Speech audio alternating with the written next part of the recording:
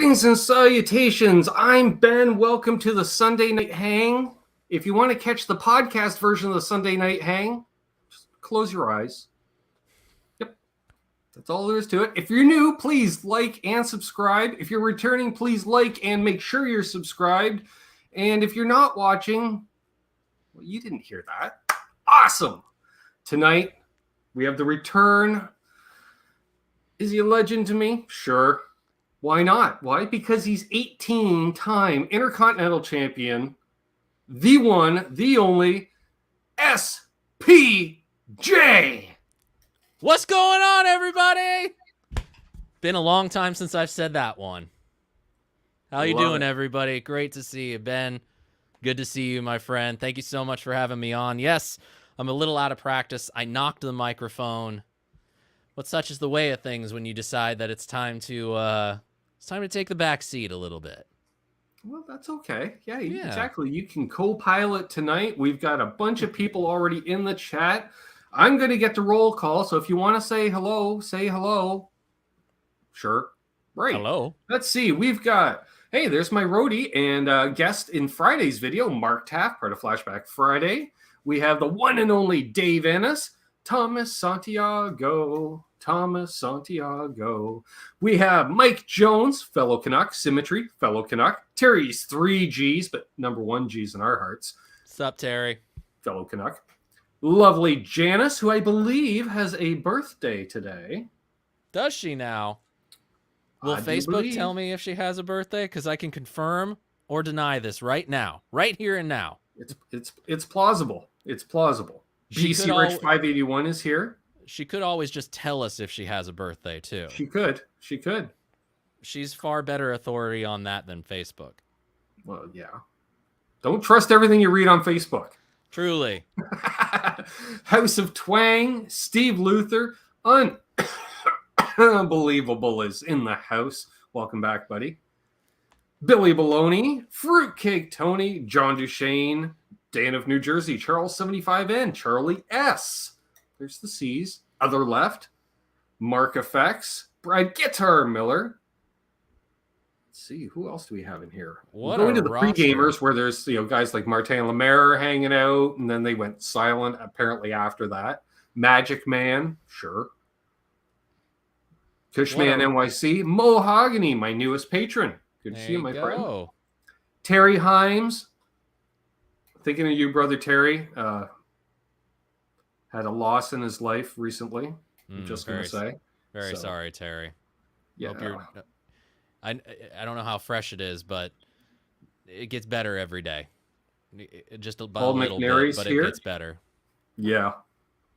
Tim Thomas. Absolute Mayhem. I got to text to Absolute Mayhem at some point. Man, we got quite a roster here tonight. I know, eh? I can't believe so many people came out because I came out of here. I came out to play. Well, you see, in here, we have over half an hour ago. Welcome back, SPJ. You've been missed. I hope the break has been good for you and your family. Mental health is crucial. Oh, thanks, buddy. I appreciate that. I wish I could say it's been great. It's been good. But definitely I will be very upfront and honest, as I always try to be. Not just in the videos that I do on my channel, but anytime I'm invited to be a guest anywhere, I'll always try to be honest. I will always be honest and real with people. But I can honestly say that had I not taken the break and started it when I did, chances are by this point, I'm not saying I would have gone off in some weird self-destruct pattern, nor would I have probably harmed myself, but I probably would have snapped the lifeline on the channel completely by now. So the fact I could see it. Yeah, the fact that when I stopped, when I did, fairly shortly thereafter, it started to be a bit of a trying season. Kind of feels like I'm coming out of it. There's definitely been there's been some moving and shaking, things that I'm not at liberty to talk about, things that I may be able to allude to, and some certain developments that could potentially lead to some cool ideas on the channel or other channels in the future. It's just a matter of now it's getting back into the swing of things and really putting myself back out there and getting ready to launch some things that are just I'm really excited about. Nice. We do have confirmation it's Janice's birthday, I assume, because I say yes. Yeah, Happy birthday, Janice. Thank you for all your Beautiful. support. We really, I know I appreciate it, and I'm sure I can speak for Ben that he appreciates the support too. I do. I rock Zed Blues. I saw something about beer, so that's a cue right there. Oh there. yeah, we got to have our conversation lubrication, the cold snacks. What are you drinking tonight, sir? I am in fact drinking Labatt's Blue. Check you out. Labatt's Blue mug. Man, can't get more Canuck than that. Well, I'm going true West Coaster, and I went with Stone. This is a unfiltered double IPA called Fear Movie Lions, which ironically, the first letter of each word, it's very funny. Yeah. Anyway, so that's what I'm drinking tonight. It's nice. very typical of our locales, Ben. Nice. Yes. You went truly Canadian. I went truly West Coast. It's I'm like literally going for the Canadian beer that is the one Canadian beer you can find pretty much around the world. This is true. It's our Budweiser, you know? Yes. And ironically, I would even argue for the States that there is a beer that is far more American than Budweiser. Well, consider Budweiser is a German beer, but well, considering it was, where is it? It most every beer is based off of something from Germany. Yeah, I'm thinking. No, actually, we might not even. No, it might be Czech because it's a wheat beer. No.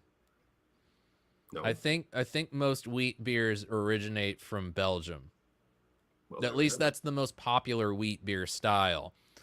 And hey, my knees hurt. That's right. Apparently, there's been an imposter. Oh, well, there we go. You've got imposters. You're one step ahead of me. Yep. So true. The only time I have an imposter is because I forgot my login. Oh. So it's still me.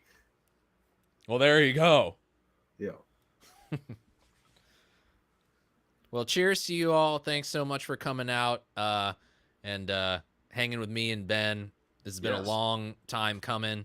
I can't say that this is me officially coming out of the Bat Cave, but it's nice to walk the streets of Gotham every once in a while. This is true. Yeah, and tonight you're on assignment north of the border. Mm-hmm. Truly. Nice. Truly. Awesome. Oh, yeah, we do have quite the crowd in here. Yeah. I can't see the amount of people watching 52 right now. 52. All right. 52. RJ says beer, yuck, scotch is better. There you go. Scotch and beer. That's me right there. We do have a legend in the chat. Salut, mon ami. BV Ninja in the chat. BV. How you doing, buddy? Good to see you. And Vin's RJ. The thing I love about his channel is I'm either going to get something music related or a lawnmower. And I dig both. So nice. Eddie Van Haskell in the house. Very cool. Quick shout out to BC Rich 581 saying Yingling is hugely overrated, actually. Oldest doesn't denote best. I agree. Oldest does not denote best, but I like Yingling personally, mostly because I feel like it's a thing we can't get it in California, so I can only get it whenever we go back to Pennsylvania, where my wife is from. I personally prefer their black and tan over their traditional lager, but that's just me. Gotcha. Canucks awesome AQ music. He's just hanging for a bit, but I'll catch the replay as always. Fantastic. Very cool. Canucks with lawnmowers. Exactly. Unbelievable. Exactly. I like that. I like that a lot. So I thought, actually, one of the reasons I meant to cut, it wasn't a video I saw. It was your post about the new EHX Nano Memory Man they decided to just, by the way, drop. How cool is that little thing? I honestly, I have kind of felt like with a lot of the drops that EHX has done over the course of the last few years, they were like doing a few too many Big Muff drops where it's like, okay, they reissued this, they reissued that. Fine, on you go. But we all know what people really want, and they want those big old honking EHX pedals that people know and love in a friendlier format. Right. Yeah, we don't want a 6-knobber shrunk down to 2 knobs. Yeah. But so, I'm personally, I'm really, really stoked on it. I think it's the right product to release right now for Electro Harmonics. I think it's something that people have wanted for a very long time. Yeah. My only qualm about it, though, is I feel like they could have done something a little bit better. Yeah. I feel like they could have done a little bit more with it to make it a really competitive analog delay. Not that it's not going to be competitive, because I think they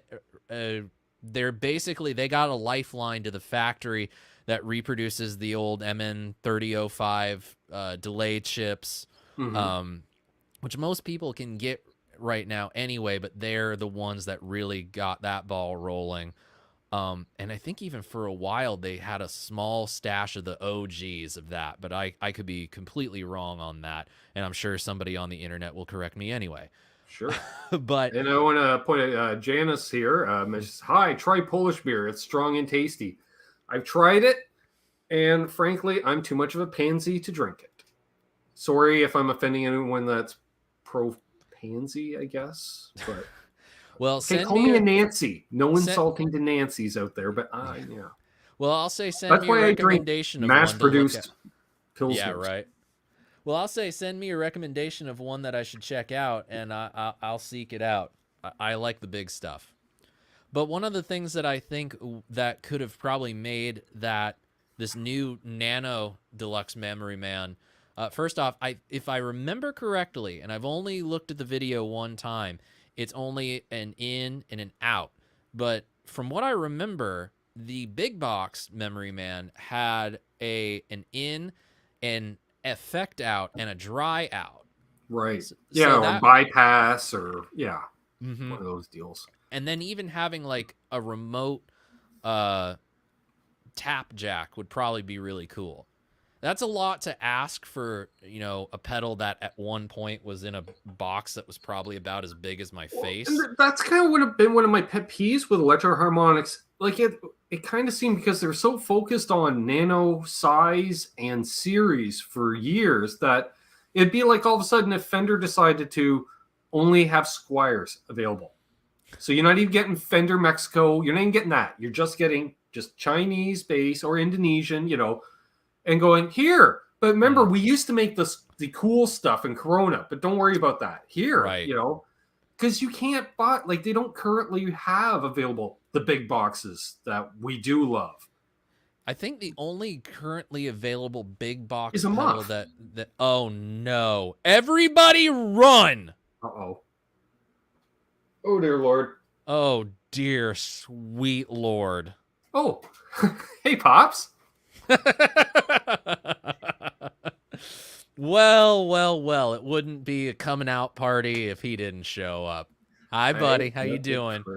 Great to see you. I'm glad you're here. He's just here for the calendars. We know it. Well, I have the calendar over there, and it's actually turned to October. As a matter of fact, camera panning. Proof. Calendar cam. October. Hey, Dogpa. I'm not and Blackjack Guitar. I'm not saying that I'll ever get back into doing a regular live stream, but if it ever does happen, I suppose a calendar cam will have to be part of the presentation. Sort of like Steve from Boston has his little flame cams, like the up close. You can have a dedicated camera that's just focused in on the calendar. Yes, exactly. Janice says, however, what year? Oh, well, 1973? I never thought of doing that. Yeah, I have the correct month, but it's not even the right year. No, here's what you need to do. Here's what I really need to do. I need to go back and look for vintage calendars, but it needs to be a year where the days of the week and the dates within each month line up perfectly. So I'm actually living the Yes. year Yeah. correctly, but it's a 1970 or 80 something calendar. Yeah, it's a 1985 Alf themed calendar. There we go. You're like, what? Sure. I can do that. The But younger like viewers are like, what's a Punky Brewster? oh my God, man. And they even rebooted that, and it's not a thing anymore. Yeah. But before Quentin so rudely interrupted us just with his presence, That's I all it think, takes. yeah, I think the only big box pedal that they still make is the black and yellow Big Muff. Yeah, which is a 3-knob pedal that can be shrunk down without losing any of its characteristics. Any of its mojo, so Yeah. to speak. Yeah. So I kind of understand where you're coming from, where it's that you focus on one particular product line for so long, and then Which was great because they're affordable. Like, yes, you could buy the Nano clone, chorus for, it was $60 Canadian just even a couple years ago. you can collect the entire lineage of the Big Muff in reissue form for less than the price of a vintage Ram's head. Exactly. So, I mean, I don't want to. I'm choosing to take the high road here and not bash on Electro Harmonics because one, I love what they do. Two, Mike Matthews, for all like how people feel about him for reasons, because that's been a thing before. He has a spot on what's made the pedal world so great. Without Electro Harmonics, it's fair to say that some of the cooler and wackier effects probably wouldn't be. It was my gateway well-loved into this, I will say, because prior to that, it was your Boss. Okay, Boss is corporate. It's they have goods, but it's a Ford F-150 pickup. There's no coolness really until we got Wazacraft. But even then, they're just like, hey, let's bring out old stuff and call it Waza. But then you had MXR. It's kind of cooler cousin, but are they in business? They weren't when I started playing. Then they came back, and then that was kind of cool. And then all of a sudden, EHX, like say, and all of a sudden, it's like they're Behringer prices essentially, but it's a cool company, and you could dip your toe into envelope filters and stuff like that. Not to rail on a pro wrestling tinged tangent here, but it's a lot like wrestling in the 90s. You had WWE, WCW, and ECW. WWE, very polished, very popular, went corporate. WCW, very popular, very polished, poorly managed, but they both trying to be corporate as well. Yeah, but they were far more corporate than WWE. Don't even get me started on that. I've read a book on it. Yeah. But then you have ECW, this like very underground kind of offshoot alternative kind of thing with some cool characters. Some throwback to the territory days. Yeah, it goes into a little bit of that vibe. In many ways, the situation you described is kind of like that. In that Boss is definitely like the WWE of pedals. They're strong, they're stable, they've got all the hits, and they're trying to release these new things to get people excited. Some things work, some things don't. I mean, Waza is the Legends series. It's the Hall of Fame.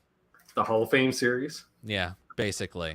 Yeah. So then you have MXR. Now, when you got started playing, it was like, are they in business? Are they not in business? WCW stems from a time with the National Wrestling Alliance that was very volatile. You had a very front and center promotion that carried the banner of the National Wrestling Alliance. It was the most visible. It was the one that most people knew about and thought of when it came to the NWA, but they suffered some financial problems and then got bought out by a larger corporation run by Ted Turner. Right. MXR gets bought out by a larger corporation run by Jim Dunlop. Very similar kind of thing there. EHX had some cred back in the day, went away for a good long while, went other places, and then eventually had this little groundswell of a reissue starting to put themselves back into prominence. It'd be like if the AWA resurfaced as ECW. In a way, yeah. And I would even just stick with the ECW analogy, because if you think about the person who ran ECW for the majority of its successful run, and success is a very loose way of using that word, Paul Heyman got his start in the territory days. He got his start working at the regional level, worked his way up to WCW, got a fair amount of success, but found himself on the bad side of the corporate heads. So he goes to a smaller, more niche product, works with somebody willing to give him a shot, and he turns it around and creates this cool alternative. So yes, you're welcome, everybody. I just related effects pedals to professional wrestling. Professional wrestling ties back to everything. This is because now in the pedal industry, we're right back to the territory days. Truly, and it's a great time. It's a fantastic time to reintroduce the territory idea concept. Yep, I was always for it. Anyways, yes. Hey, Christopher and Jay Steen made it. Great to see Jay. How you doing, buddy? Adam D. Floop-de-doo. Good to see Floop-de-doo. And Hit Metal Works is here. Mike Matthews is a gift to all of us. Yeah, he's insane at this point, but we love him. Well, I mean, he's old, he's eccentric, and eccentric just means insane with money. Okay. It's kind of like quirky, you know. I'll endorse that. Quirky is the predecessor to eccentric. Hey, Lucky Sevens band. Good to see you made it. I apologize if I look... BC Rich. Pre-CBS Wrestling, Norland era tag teams. I love it. Oh, I'm so into it. Nice. So into it. I like it too when we can go off on tangents and streams and we still have 60 people watching. Yes, of course. That's how it's supposed to be, you know? Come on. Like, we're supposed to have these tangents. It's entertaining. Well, we can't just sit here and talk about guitars and pedals forever. We could. We can. We'll leave that to the professional channels with hundreds of thousands of subs and obligations and mortgages and stuff. No. We're just here to hang. Exactly. Portland wrestling, a great territory. Some great wrestlers came out of the Portland territory. Yes, they did. Brutal travel, but yeah. Let's see. I think Portland was where Roddy Piper really got going. Yep. Had a good run there. Pat Patterson was San Francisco. He did well. He kind of did that Portland, San Francisco, a little bit of time in LA, back up to San Fran. It's a reasonable drive. Yeah. LA to me always will belong to classy Freddie Blassie. Well, that exactly. That was one of the OGs, because that was one of the OG territories. Mm-hmm. I'm telling you, people, I'll say it till I'm blue in the face. People will make fun of professional wrestling all they want, but to me, there's far more fascinating stories in the history of American professional wrestling than in almost any sort of television series or film that is coming out these days. That's the thing. I was a fan from, let's say 84 through 98. Okay. Now, whenever WCW sold out to WWE, basically I dropped at about that point. Mm-hmm.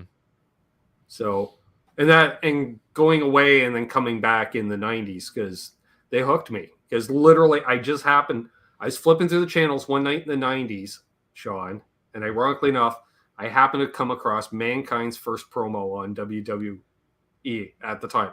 I I had heard of Cactus Jack, but I didn't know, I know. So I didn't. So it was like being a kid. Guy comes into the territory, you don't know it, and all of a sudden I'm like, who's this guy? Mm-hmm. And then, oh, okay, and then Absolutely. he's buddies with Terry Funk, so he can't be that bad. Oh no, absolutely. And not to keep going further down this rabbit hole, because I could, just like with guitars, wrestling I can go down rabbit holes for. You want to talk about a Cactus Jack to fear? If you can stomach it, you need to search out anything that Mick Foley is Cactus Jack wrestling over in Japan. Some of that stuff, it's really not for the faint of heart. No, it is not. It's really not. Nope. It's fantastic and completely ahead of its time, but it is so hard for some people to stomach. Floop-de-doo got to see a show. Dusty Rhodes, Magnum TA, and Jimmy the Boogie Woogie Man Valiant at my high school in the 80s. That is a great get right there. The fact that you actually got to see Magnum live, like, yeah, especially he didn't have a long career. No, he was hot and fast. Yeah, he was hot and fast. The first time I went, Sean, I believe, was 3 weeks after the first WrestleMania. Oh, okay. Enough that they still had, like you always hear about now how they mortgaged everything, to pull off that first WrestleMania. Yes. Uh-huh. Well, I can tell you, because I was in Kingston, Ontario, approximately 3 weeks after, because, they used to love coming through Canada and upstate New York, as you would, because that's the territory. Yep. They didn't let there was. They still had programs they were selling leftover from WrestleMania. So I actually have a WrestleMania program. I do too. Nice. I do too. My dad had it, and he gifted me last year this big old box of old wrestling magazines, and nestled in there is a WrestleMania 1 program. Nice. Yeah. Very excited I was the cool kid at school, small town Ontario. There you go. Because the main event would have been Andre the Giant and Superfly Snuka. Nice. Versus Big John Studd and Ken Patera. Very cool. Very cool. At that rivalry, so you got to see Snuka jump off of Andre's shoulders. Probably. Yeah. Yeah, and I remember I was one of the tall kids in, I would have been grade 5 or 6, so I had been pushing 5 feet tall. Let's say 4'8", I would have been. And I remember after the event, we got up out of our seats to go see the wrestlers type thing, and I came up to Andre's belly button because I got within a few feet of him, and I was like, "Holy crap!" I'm staring at his belly button, whereas everyone else, I'm like, I don't know, up to most people's shoulders at that point. If anybody out there has HBO Max, they have the Andre the Giant documentary that HBO did, and it's a bit of a tearjerker for sure. Is not a lot of people realize how much pain Andre was really in throughout most of his like iconic run. But it's funny because as we keep going on this tangent, I'm looking over at the chat over here, and I'm just seeing like all these different comments about professional wrestling. It certainly makes a case for me and AJ to get our wrestling podcast for a certain going age again. Group, like you either went through it in the 80s or the 90s. They caught you during one wave or the next. And to answer Max's question, I'm 6 feet tall now. So there you go. I thought I saw a guitar question somewhere around there. We might as well talk about it. Something about an amp. I forget who it was. It was there and it was gone. Daryl B fed some barbecue to Bret Hart, just saying. Oh, nice. Brett's like a hero. Brad works for a charter company that used to fly Dusty and Jake the Snake. Well, yeah, because a bunch of those guys live in Florida. Oh, that's cool. That's nice. Okay, Flip-de-Doos, follow up 6 months before Magnum TA's accident. Joe C's in the house. What orange amp is that behind SPJ? I see Magic Man ask. Magic Man. Okay, Magic Man. This is my orange Rocker Verb 100. There have been 3 versions of this amp. This is the first version. I want to say I got it about 13 years ago. This was back at a time when Orange did not have very good distribution in the US, so the prices of these things were actually a bit more expensive than they are these days. It's a Mark 1, so the clean channel only has the treble and the bass control on it. It's not the full 3-band EQ like the Mark 2. It's banged up, but I use it in almost every video that I do. So if you want to hear how it handles things, different pedals and whatnot, you can pretty much point to any video that I do on the channel and you'll be hearing this. Nice. Guitars or pedals, it's usually through here. It's through the rocker verb. Mark's pointing out his son Greg, yes, was granted a dream wish and was special VIP guest of Vince McMahon and Triple H at a Bell Center Oh, event. that's fantastic. And you know that's going to be an A level. Even the house shows, like at that time, were, you know, like. Yeah. It seems to be because I went to a house show and a Raw in the 90s. And the house show, I was like, all right, this is pretty much on par. Like you weren't missing anybody, even if they're running 2 towns a night. The one thing I've noticed about house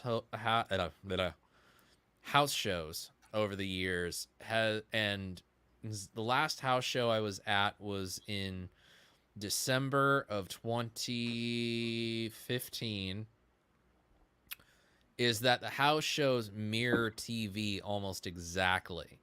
So if you miss TV and end up going to a house show, you basically get what happened on the TV show in person without having to pay the exorbitant price for a ticket to one of the TV tapings.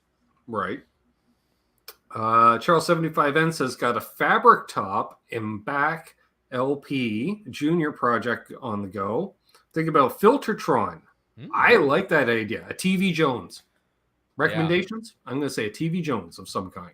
Yeah, if you're going Filtertron, it almost has to be at this point synonymous with going TV Jones. I will actually give a nice little endorsement to Porter Pickups just because I played their most recent Filtertron model at the last NAMM show that we were all able to be at. And I really, really liked them, but my frame of reference for Filtertrons is almost always filtered through TV Jones.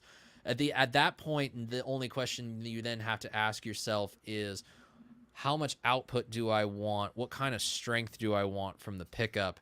And seeing whether or not there's an option that matches with your playing style. Because TV Jones basically will make a Filtertron for pretty much anybody and any kind of music they want. But you do have to be careful about your choices. The hotter the output, and if you're a hard player, you know, that it could be the kiss of death or it could be tonal bliss. Aaron from Elba's band in the house. He's getting a couple guitars set up today for an upcoming gig. He mentions the Lawlertrons, which, yeah, you can't go wrong with anything Lawler.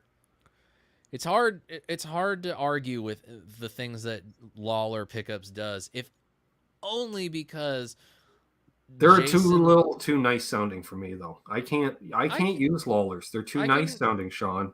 They're too pleasant. Understand that. You need. That's like using a Lindy Fralin. You're like, what are you doing, Ben?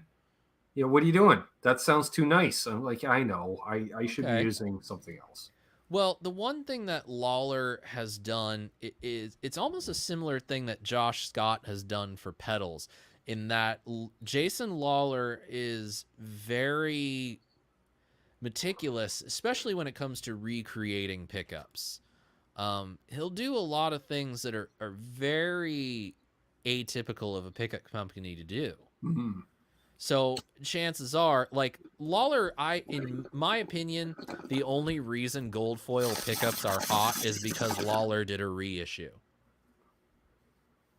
Because for me, that was the first time I had ever heard of a gold foil pickup. And you get enough people talking about the gold foil pickups, and it's like, hey, these Lawlers are great. What about the originals? The originals are so much better. And it's like, you didn't like them back then. You just like them because they're cool now. There we got Bent Tom in the house. I thought he was lurking. I just had a feeling. What up, Bent? And Yeah, Aaron in the house. Oh, speaking of delays, because he isn't here. Great Vanzini is here. Yay! Hello. Since he's not here to defend himself, and I'm not supposed to really show anything till the 20th at the very earliest. Oh, what's that? Oh, spoiler alert! That didn't happen. So, yeah. So that's a digital delay by our friendly neighborhood pedal builder, Lawrence Petros. Yo, Lawrence, call a brother up. You can slide into my DMs if you're more that speed. We should talk. Padgett? We should talk sometime. Yeah. If anybody wants to talk gear and like what we could do, I'm always up for it. I believe up to 1,000 milliseconds of delay on tap. That's more than enough. Yeah, exactly. He's like, well, why don't I give you all the delay? So he gives you all the delay. It does have tap tempo. Nice. And Aaron and I were FaceTiming earlier today, and I was telling him, Sean, I've never used tap tempo before. Really? That's what he's like, really? It's like when we found out Damascus only learned how to palm mute 2 years ago, and he's been putting out albums since the 80s. You're like, really? Yep. It's the truth. And it was interesting, is I just set this up for my normal little slapbacky type thing, and then I engaged that old tap just to see what it would do. And all of a sudden I was like, oh, that's cool, son, because it turned me into an RJ Ronquillo. All of a sudden I went, well, that's quite impressive. Hey, I can actually use this sound in other contexts? Well, immediately, this is definitely going on my board for the simple reason that apparently by just going tap, tap on the tap tempo, that gives me 2 completely different delays. Apparently. So I'm happy. Because the hell was song tempo. I could care less. That's the drummer's problem. But what happens if the drummer sucks? Yeah. We don't worry about that. We cut off his beer if he's too slow. We feed him more beer if he's too fast. It's pretty, you're just constantly mixing and checking. And then what happens if neither of those work? What happens? Clearly it's time for a new drummer then. There you go. Smart man. Nobody sees them anyways. They're always hidden behind toms and cymbals. And in my case, at the church I play at, behind a plexiglass shield. Well, there you go. Yeah, no flash photography, please. Dude, the glare on that is funny. It's like, is there anybody in there? Oh, man. And yes, Aaron says, I laughed a lot when I heard that. He's like, what, he's like, how many pedals do you own? I'm like, yeah, but none of them have ever had tap tempo. Well, all right, that's where the unfucking believable says I'm 20 minutes behind because he had to pause it to go do something. So no spoilers. Well, dude, Ben, I gotta tell you that new rooms is so awesome, man. And the funny thing is, the chat is the only way he would get a spoiler if he's in fact 20 minutes behind. Don't read the chat, bud. Don't read it. Just walk away. Just walk away. Listen to it as a podcast. Walk away. Dave Ennis reporting in. Ben Coombs, new guitar day and new amp day this weekend. Nice. What did you get? That's what exactly. I got new stuff too. Oh. You want me to show and tell? Hell yes. All right. So, you know what? Because showing and telling, Sean, is easier than doing a video. There you go. So much easier. Yes, it is. Okay. I got a few things that I can share that are actually pretty cool. So some of you eagle-eyed people on Instagram probably know about this company called Flamma Innovation. They've been hitting the Instagram and the influencer market really, really hot lately. Which influencer. Anyway, that's another thing we can talk about. But just after I went on my little break, they reached out to me and sent me a couple pedals. This is their little mini overdrive pedal, and this is their preamp pedal. And I gotta say, man, I'm kind of impressed by these things. Like, the packaging is pretty cool. I'm laughing at the chat too, because BC Rich is updating Unbelievable, saying lots of crap. See, so which would be about 20 minutes ago. There Perfect. you go.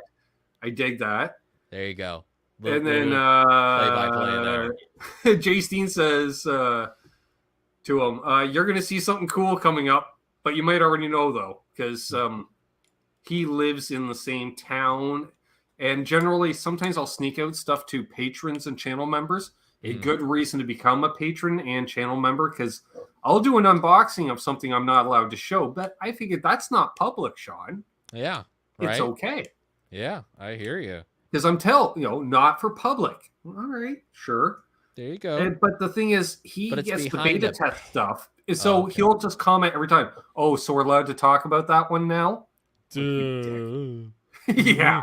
Look at me, I'm so cool. Exactly. But I like this little overdrive pedal, man. It's actually really nice and sweet sounding. And hey, House of Twang, becoming a member. Thanks, Check House of you Twang. out. But I like this thing, man. So what is that? What's it? That's small and cool and it's a small, cool overdrive pedal. 2 modes, hot and warm. I like the warm more than I like the hot, but it veers into like this cool classic rock distortion territory. And I'm just really surprised by it, because most of these little mini Chinese pedal overdrives are just they're tube screamers, and they're not very good tube screamers either. This has a lot more body to it and less of that clean blend in it. The preamp can do deluxe reverb, AC30, a 2 rock, a 50 watt plexi, a BE100, a Mesa Boogie Mark V, and an EVH 5153. It has a clean and a dirty channel for each sound. You can save 7 different presets. And although I think that the distortion far outshines the clean on most modes, it's like for under $100, this thing is, and it has cab sim that you can turn on and off.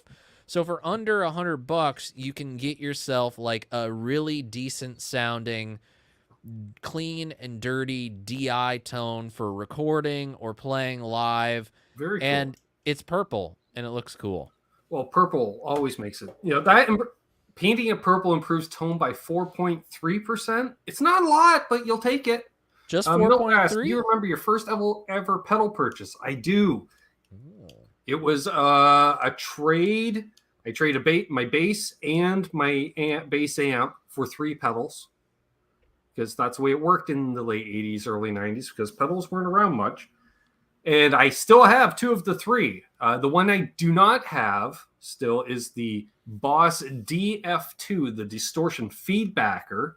Interesting. Still have the box, lent the pedal, never got it back. Yep, that happened. Also, the often overlooked, for obvious reasons, unless you had a Boss pedal board, the Boss power supply and master switch. Man, what is the point? Yeah, it was Boss's answer to a daisy chain. Because this essentially could take your single-use Boss power supply and convert it to a daisy chain. There you go. Sure. And then, of course, the other one that I still have and love, the Boss CE2. Why would you ever get rid of one of those? Industry standard. Well, I did get rid of one of them because I used to have 2. Because I got one shortly after I got these. I got my first electric guitar, and it came with an amp, and it came also with a Boss CE2 and an MXR Distortion Plus, which I thought sounded like ass through my Fender amp, which it would, because it's not meant for that. Yeah. And I didn't like it because you couldn't plug a power cable into it. I didn't like that. And it didn't have an LED. And you're listening, you're like, yeah, you probably should have hung on to that. No, because I took it to school and I sold it to a guy for, I believe, upwards of $60, which in 1990, which, it's okay money.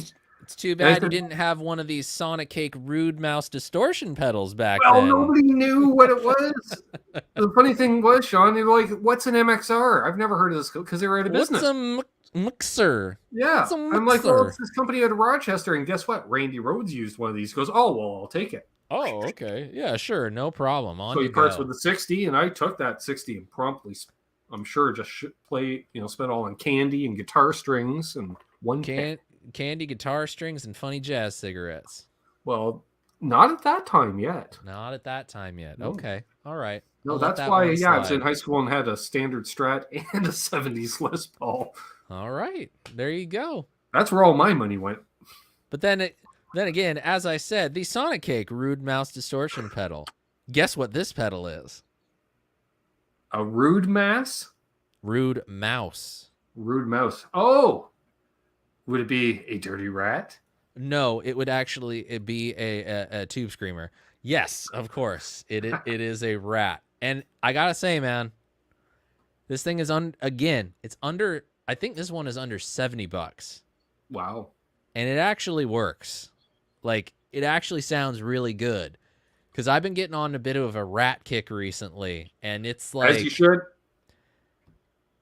I love the rat for my worship board. It works really well for that context and that style of music. And are you using it primarily as a clean with the distortion turned down? No, I'm using it for quite a bit of distortion. Oh, okay. Oh, you're going for that. Okay, so you're doing the over to the top Richard Marx kind of worship type thing where you can have your Michael Landau in there.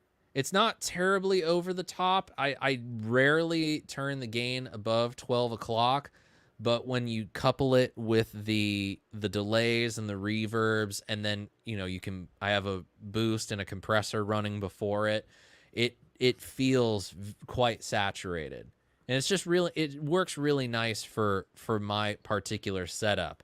And I'm using the old Ibanez Session Man that I got a couple years ago. Of course you are.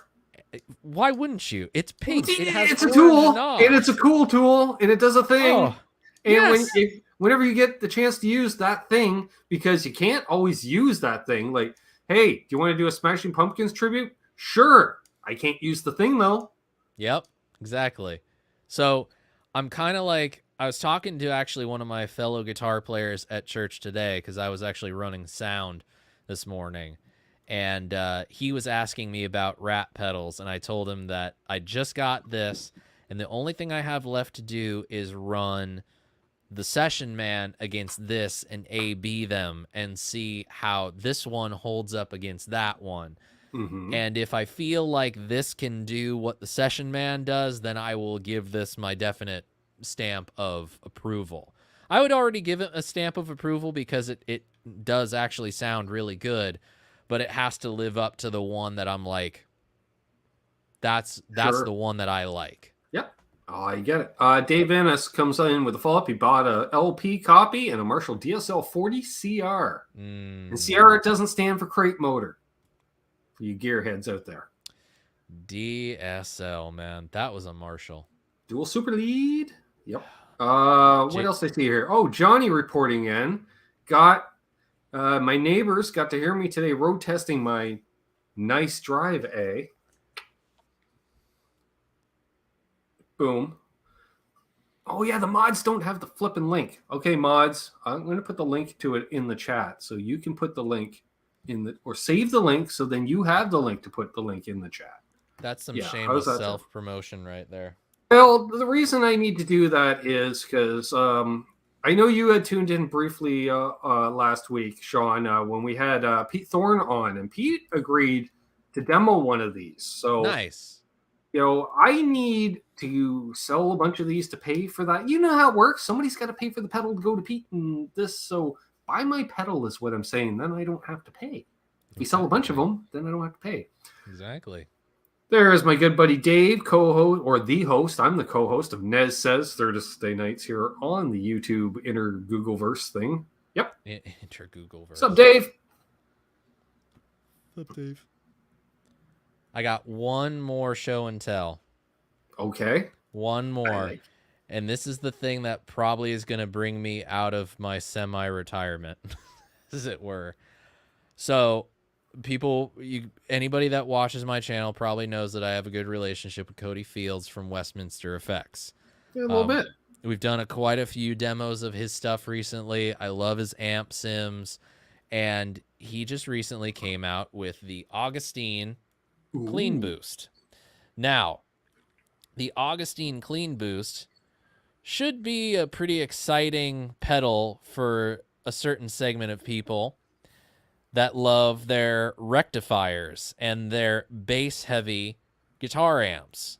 This pedal is loosely based on that TC Electronic preamp EQ that guys like Fluff and Meshuggah and all the recto heads really go gaga over to boost the front end of the dual rectifier. And can confirm, in front of the rocker verb, this thing is just a beast. You can get a little bit more grit out of the sound, add some treble, shave off some bass, and usually I'm probably sitting about here on the pedal, almost like I'd say maybe 9 times out of 10 is where this is the settings that I'm using. That's going to help you cut much more. Yeah, and just also really tighten things up. Yeah, exactly. Just focus. Yeah, exactly. Focus for that really like modern style of, nice hefty palm mutes, but that have a lot of articulation to it and a lot of cut. This is kind of what you're going to want to shoot for. Conversely, though, you can run it in this really extreme way of completely taking out all the bass and dialing in all the treble for this really weird, chimey kind of koto-y sounding EQ curve that just makes everything sound really plinky in a good way. There you have it, folks. Plinky in a good way. So yeah, this might bring me out of my my self-imposed exile soon. I don't know when, but soon. It's just it's a matter of time. We have, or the dog push, sure. I can't answer a phone right now. Boner Jams coming in hot here. Did I just hear Meshuggah and Erection? Doesn't Meshuggah and Erections go together like PB&J or Boner Jams and Jay Hannon? Great show, guys. Did I say erection? I don't recall saying erection. Tone erection? Ooh, that gives me a tone erection. Ew. Yeah, the one and only Boner Jams, the sexiest metalhead this side of Hanoi, host of buddy? Metal Wednesdays, the last Wednesday of the month. It's coming up soon. Let's see here. I saw Dwight Bailey sneak in here. Great to see Dwight in here. Hey, Dwight, how you doing, buddy? Got 60 people watching. Nice. Mike Jones dipped out for a bit. He was checking out Blue Rodeo playing, iconic Canadian band. Yeah, and the greatest part about that, Greg Keeler's completely deaf, but he still plays every show. That's nice. Yeah. And he plays lead guitar too. Wow. He plays through a couple of twins, so that's why deaf. Probably explains why he's deaf. Yep. All right. Yep. But thank you very much, Boner Jams. Appreciate the donation to the channel. Magic Man is putting out into the universe for somebody to buy his Les Paul. If I had the money and knew what kind of Les Paul you were selling. It's an ebony with P90s. Okay. Not what I'm looking for, but best of luck to you, my friend. Best of luck.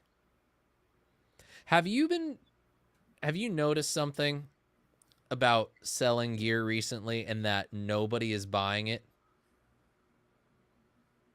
No. Although I haven't I've been meaning to put up some gear because I literally have a dozen Boss pedals I'm putting up for sale very soon. I've been trying to sell the same pedals for like 4 months. And what I found is you can get good money if people want it. Like, people talk about these inflated prices, which are definitely out there. But people are very picky on what they want. Yeah, this is true. Yeah, I do not inflate my prices. I keep them pretty fair. Personally. At least I think I do. The market is a buyer's market in Ontario right now. Thank you for the perspective, House of Twang. Yeah, the sad part about this, I'm in Ontario. Oh. Dang it. Yeah, actually, I was checking. It's pretty slim pick. I did a 40-ish mile radius search on the Kijiji yesterday. Go figure, because Steve from Boston's browsing Guitar Center used. I'm like, yeah, well, we don't have Guitar Center used. Yeah, so. Really? Yeah. Well, we don't have Guitar Center. Oh, well, that explains it. Yeah. I didn't know that. I'm sure we could technically do Guitar Center use, but you need a US-based credit card.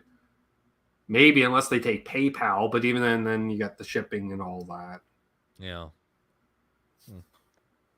There were a couple good things at my Guitar Center recently that were used. I'm sure I know a few people in the chat tonight saw one of my first YouTube shorts where it was the Silvertone Twin 12 combo labeled as a Line 6 Veda. Oh, we know where Unfucking Believable is in the stream.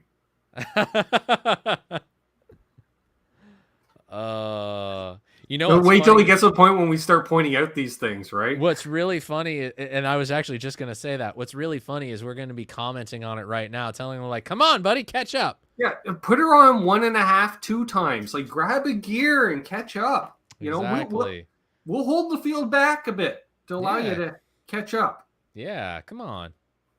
I love it. Nice. Dogpa's like, refresh. Very cool. Yeah. Nesdal, my buddy Dave, was asking, what's your main guitar these days? I'll say these days. Because your current playing about, you're doing some worship stuff, so that involves a guitar. Although, see, I think I'm coming in hot and heavy. I'm going to come in doing, I don't know what I was thinking of. AORE type. I'm going to use some modulation, cleans, a Strat, out of phase, and get my Luther on. Well, and you're like, no, I'm coming hot and heavy. Yeah, it's really interesting for me because I'm slowly approaching the 1 year mark of being involved in my church's worship team. And it's very interesting the way that my choices have evolved. I love that. I've had the proto for months. Hence his comments. Oh, we can talk about this now. Yeah, exactly. Yeah, see, that's why I throw him under the bus. What's up, Scott Brockway? So yes, you were saying. No, yeah, totally. So it's interesting the way that things have evolved, because the first time that I ended up playing, just a little peek behind the curtain for everybody that might be curious as to how a worship team operates. We do regularly hold auditions. Which ties in with my knees hurt was mentioned. He's like, so what makes it different? It's like vegans having to say they're vegans. I'm like, no, it is a different type of gig. Like, yeah. See, I'm all like, hey, I like tons of stage volume, and I play tube amps, and I'm obnoxious, and there's going to be a 60 cycle hum, and I'll like, get into some of this. And I'll get into some specifics related to it, because I think it's something that people hear the phrase worship music, worship guitar, but nobody actually is willing to expound upon what exactly that means and what exactly it entails. So I'll just speak to you from my experience about it. We do regularly hold auditions, and when a new member of the team comes in, we usually don't recruit and from outside the church. It usually is something that we want people to be invested in the church body. We want them to be. We don't really do. Our church doesn't do membership. It's more of like, we want you to go through. We do this this class through our church that we call growth tracks. And really what it's all about is it's about you understanding the culture of this church and understanding what exactly it is that this church stands for. What's funny? No, SPJ, 20 minutes ago, I am decidedly uncool. So he's talking to 20 minutes ago you. That's funny. I like that. So we don't usually bring in anybody from outside, and I think we do that for 2 reasons. One, because it's a commitment thing. To play on a worship team is a commitment. It's a really difficult commitment sometimes too, because we do have rehearsals, and Sundays are very long days for us. We have 2 services. We're usually there some of us are there 3 hours before the first service even starts. By the time we leave at the end of the day, it might be 3 p.m., depending on whatever our role is on that day. Sure. So we want to have people that not only understand what our culture is all about and what our mission statement as a church is, but also understand what it is that we're shooting for as a musical representation and representative of the church. So we don't get anybody from the outside. As a permanent member of the team, I'll say, however, we do often find fill-ins from outside the church, but it usually comes through our personal networks. Sure. People with references. So we do hold auditions, and that is a thing. Now, for me, I ended up coming into a time where there was only one guitar player, and he got the Rona. And I just so happened to be forging a friendship with the worship pastor, the worship leader, and her family. Her husband and I are very good friends. He works the tech side, so we work alongside each other a lot. And I was the only person that they could call when the guitar player was sick. And so there was no time for me to audition. My audition was to get it done that weekend. Sure. And so that's what I did. And I got involved in it. And over the course of the year that I've seen my thing evolve has been,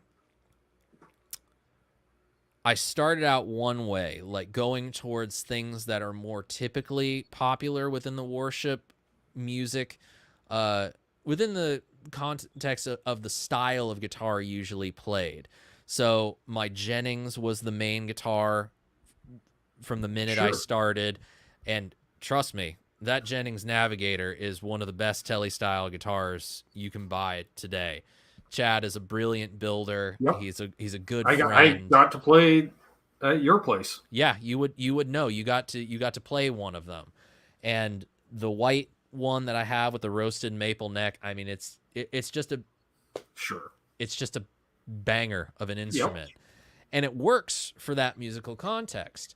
But as the year has gone on, I've kind of found myself wanting to gravitate towards things that are a little bit more in my wheelhouse. So the guitar I've been using mostly lately has been, I don't know if I've played it much on the channel in the last year or so, but it's my other Les Paul, not the black and silver one, but it's a studio, and it has a Bigsby on it. I don't know if I ended up showing you guys that one when you were over after the NAMM show. No, I didn't see it in person, but I have seen you use it on here. Okay. So that's been my main guitar. And now the thing that I've done is I've just carefully selected different pedals to create this rig that allow me to get sounds that are a bit closer to... They're a bit lighter in gain and distortion and saturation that I normally like to go for. Sure. But at the same time, I can easily control that saturation with picking dynamics, things like that. It's a lot of ambient effects, but also knowing how to balance those ambient effects with your core guitar sound. I use the Walrus Audio ACS1 amp sim as my amplifier for the gig, and we're running completely direct. So I don't have an amp or a speaker cab on stage. Everything that I hear comes in through in-ear monitors. And usually, especially with this orange, since it's the main amp... He's 17 minutes behind. Oh, and he also mentioned Get a Vermin, which is Lawrence's take on the Rat. Well, there you go. Yeah, I left that one out, so that's okay. Nice. Yeah, I didn't mention that because I don't know if it's currently. Oh, and I shouldn't follow up. Terry mentioned, yeah, the link I put in the chat. He says it's sold out. That's right. Check it At the out. bottom, it says sign up for the wait list. It's when you sign up, then Lawrence sends you the deal and blah blah blah. Because we can't just he doesn't want to be all updating it all the time and stuff. So trust me, there's still some available, folks. Believe me. Hey. Yep. Some of you all signed up and haven't bought one yet. And that's okay because I understand because financial situations happen. You could have signed up for it 4 or 5 months ago because it's been in the works, the second run. So nice. Charles 75N, thank you. because this is good. This is that good. Nice. Sweet, Charles. Good, Charles. Appreciate it, buddy. But I'm usually a British amp guy, and I find myself leaning on the Fender style amp sound in the ACS-1 for this particular context. Sure. So that's really what I'm gravitating towards is that Les Paul with the Bigsby. And if I'm just at home and if I'm brainstorming ideas, which I just bounced a file of a demo that I'm going to be sending to a drummer to see what they can get out of this song, and that I can't do because I'm not a drummer. So hopefully I'm not sooner either. rather than later, there might be a little single action going on from the boy here. Nice. But I'm leaning a lot these days on my 7-string Ormsby, which should come as no surprise to anybody. But it's got that spare string, right? In case you break one. Yep. It's got that spare string because sometimes you just need to shake the earth. You need to reach down a little bit. Yeah. You need to reach down real deep. Yep. And that's what that's for. Doesn't it have the fan fret thing happening too? Indeed it does. I thought it does. Yeah, it's all like black and white and fanny and extra strings and Tony. And then every time you play it, JJ just pops in out of nowhere and goes, "Hey, you're playing the Ormsby, mate." There you go.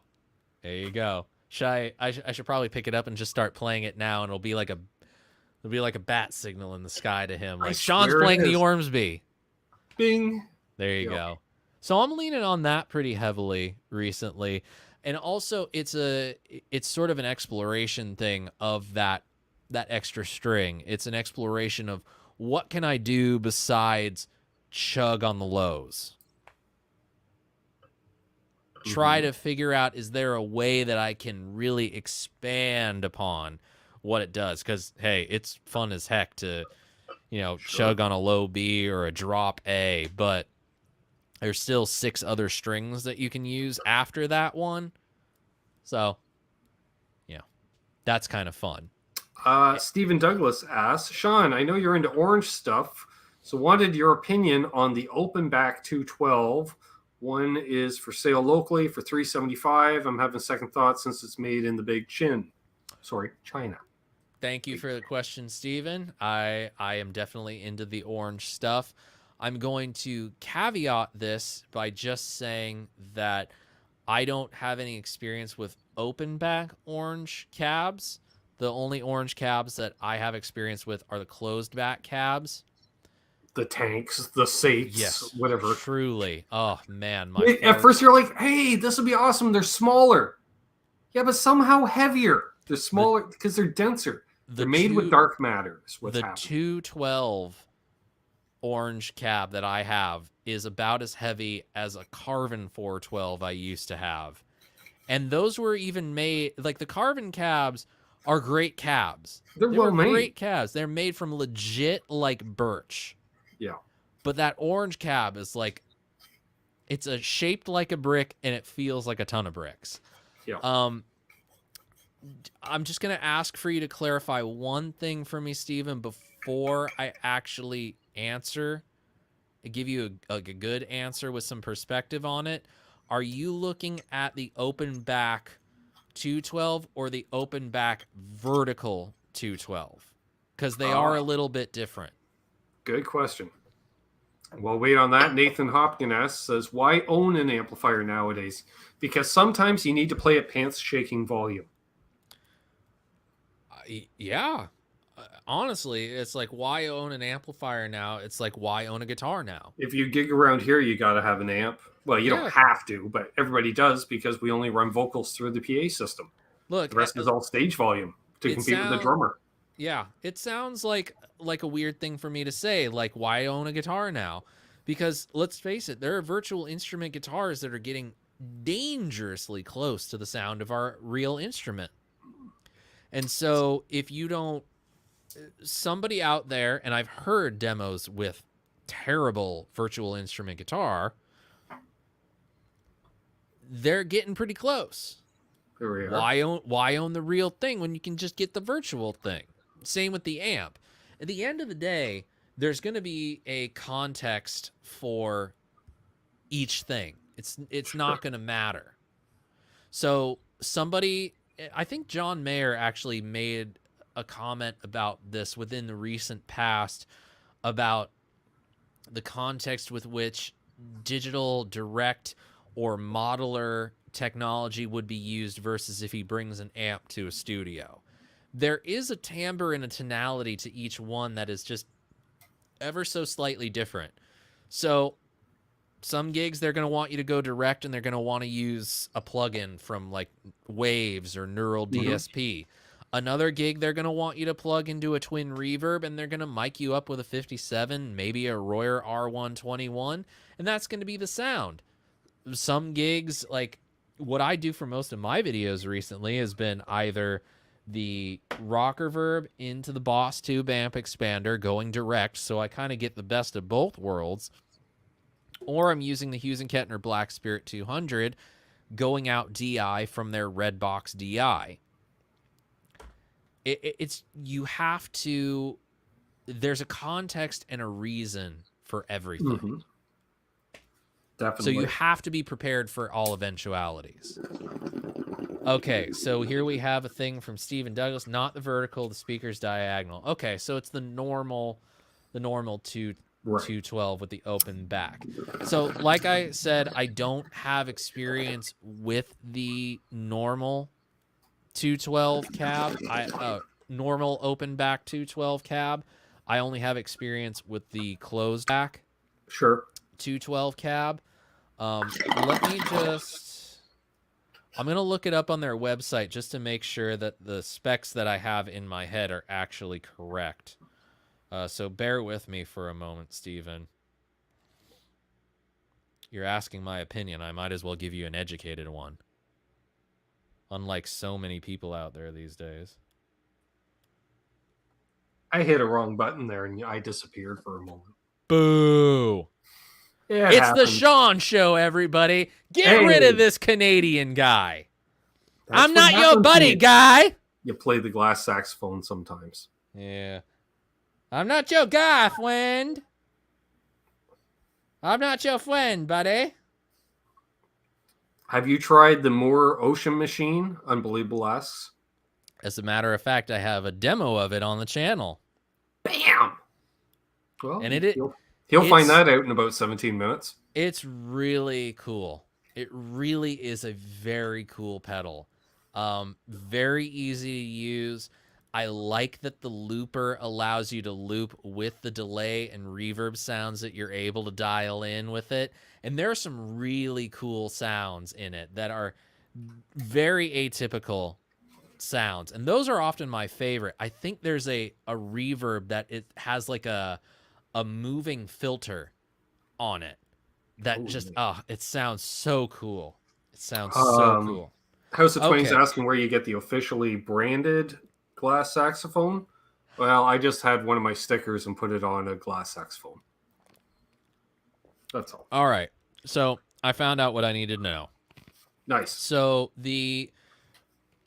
what I wanted to know was whether or not the PPC 212 open back had Celestion Vintage 30s like the closed back has. So what you're going to, I'm going to say this. Orange owns the factory in China that builds cabs in and amps in China.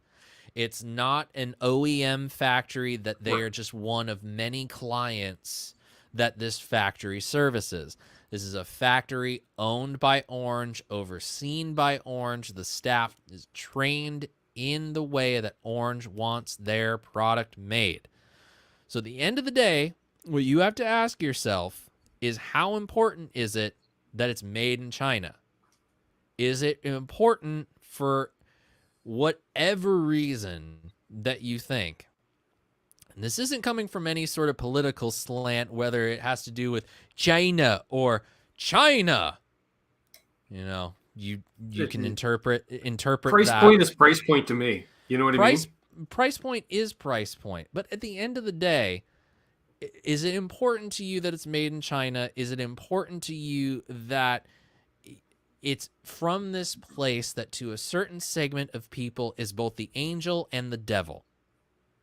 Dude, if they're building the exact same product for half the price, I'm paying half the price. Yeah, are they building a cheaper quality version of?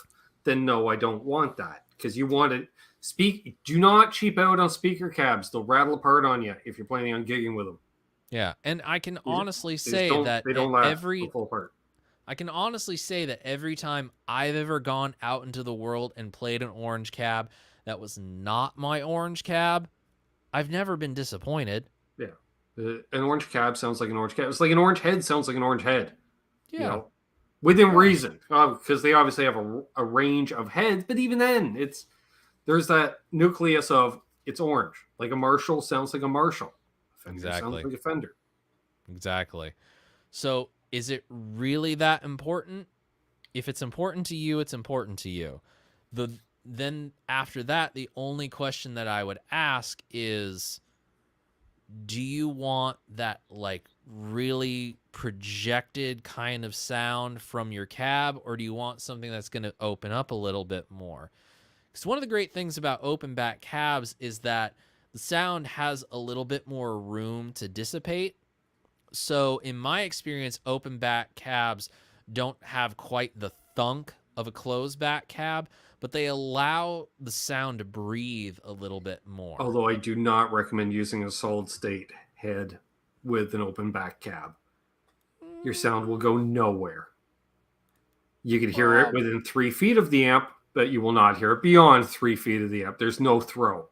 Well, that could, depending on the context of what you're using it in, could actually be a good thing. That could be a good thing. See, we could, like our wrestling tangent earlier, so too can we go down the rabbit hole with specifics of guitar tone. Because I'm not saying this to toot my own horn, but I don't just come from a guitar world. I was trained in an audio world as well by some really high tier people that work in studios and live environments. And so the way that I approach guitar tone is completely different from so many people that I encounter on a regular basis. Mm-hmm. I don't think in guitar tone in terms of what's going to sound good just to me. I also have to think of like, okay, what about those instances in where I'm going to have to take my guitar tone to an area where I'm like, I hate the way it sounds by itself, but within the context of a mix, this is exactly what it needs. That's my tone most of the time. Even now. Well, no, not now. It's more bassier now, but I can easily dial that out, you know? Yeah. Like it's all those frequencies are only being used because there is no bass player in the room. Yeah. As soon as the bass player shows up again, I can just ease those back down. At the end of the day, if you are if I'm playing with 2 guitar players, if it's 2 of us, I cut all my bottom end out. If you're playing at home and then playing by yourself and then going and playing with a band, you're inevitably going to have to change something. Yep. It's one of the reasons why most overdrive pedals I use these days, after years of thinking like, I got to get a modified tube screamer because it retains the low end. It's like, wait a second. How about you just get an amp that has more low end? Or that low end roll off actually works really well for what I want to do. Yeah. And it allows you to, sit in a mix, as they say. You got it, buddy. Yeah. Just depends on where you want to sit. You want to sit in the back or you want to sit out front? Depends on the class. It all depends on the gig. Mm-hmm. Are you the star, or are you assisting the star? Right. Exactly. You know, I'm just assisting. Oh, you want big, huge, and mid-scooped? I can do that. If you want to have that constant, you know, like that type of song where you got the constant lead playing below the singing constantly, well, then I'm going all mids with a telly, you know. Because you can just ease in there behind a singer with a telly and just sit there, and everyone hears every note you're playing, and you're right there with the singer, like doing the melody, or as they hold a note, you do your little tra-la-las and such. There you go. There you go. I like this. Guitar tone is easy. Whatever you have, turn it up as loud as you can possibly handle it and turn down only until the band stops threatening you. I like that. That's funny. Yeah. Good one, Dog Paw. Yeah. I must say, the chat turn down until the bass player stops throwing stuff at you. There you go. The chat's going by so fast, I can't even keep up with it. I'm like looking at it now, and it's like, this is completely different than it was 5 minutes ago. Yep. Still got 54 people watching. We're going to go for a while longer here, folks. Eric Salinas says, sounds like a plexi. A plexi will cut. I love hate. I'd love to love one, but I can't get a tone out of one. I always sound way too shrill. Way too shrill. I don't know. They say it might sit well in the mix. Oh, I'd sit there. I don't know if we well or not, but I'm sitting there. Yes, we did, Scott. You were late, remember? We did stuff before, but that's nice that you brought it up again, because why not? Yeah. Happy birthday to Janice. Happy birthday to you. I don't sing for everybody, Janice. Steven asks, Sean, what model is your two-knob red Strat? That is the Noventa Strat. The Noventa series Stratocaster with the two P90s and the hardtail. That's a good one. That's a keeper. That's a keeper. Noventa is 90 in Spanish. Indeed, it is. You learned something. Wonder how you found that out from my video, right? You may have dropped that on a live stream or a video. I'm just saying. See, when you watch my videos, you don't just get entertained. You learn something, people. Which is more than me. I hope you get entertained, because you're certainly not learning anything with my videos. Other than what not to do. I am not saying anything. Yeah. It's like people put up those disclaimers before a lot of home improvement channels and stuff. And I should do those for the workbench videos for insurance reasons. But honestly, I should put those up for live streams, demos. Yeah, pretty much anything. Let me tell you something about these home improvement things and these workbench things, people. Here's the deal. You hurt yourself, that's your fault. He didn't tell you had to do what he did. You decided to do it. You just saw someone surviving what they did. That's not, yeah. Exactly.